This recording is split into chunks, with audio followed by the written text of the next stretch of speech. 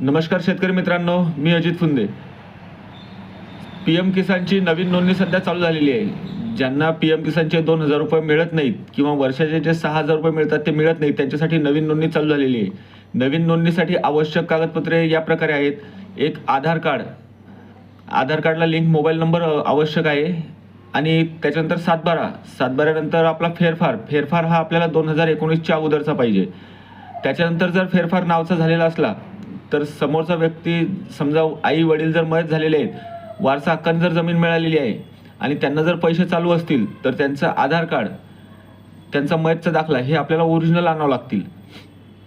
म्हणजेच आपल्याला डॉक्युमेंटची यादी आपण बनवून ठेवू शकतो. आधार कार्ड स्वतःचं, 7/12 स्वतःच्या नावचा, फेरफार स्वतःच्या नावाचा, आईचं किंवा वडिलांचे जर फेरफार 2019 नंतर नावावर झालेली असली तर त्यांचा मयतचा दाखला आणि त्यांचं आधार कार्ड सोबत घेऊन येणे आवश्यक आहे.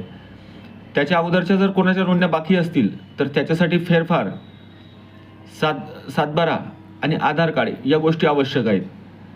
आणि हे करताना जवळपास ऑनलाईन प्रिंट काढूनच 7/12 अपलोड करावा, म्हणजे ते स्पष्ट आणि सुवाच्य अक्षरात समोरच्यांना पोहोचतो. फेरफार ही स्कॅन करताना पूर्ण क्लिअर कॉपी स्कॅन करावी, त्याच्यामुळे ते डॉक्युमेंट परत येत नाहीत. तरी सर्वांनी लवकरात लवकर पी एम किसानची नोंदणी करून घ्यावी व ज्यांचे पैसे बंद पडलेले आहेत त्यांनी सुद्धा चालू करून घ्यावी, ही सर्वांना विनंती.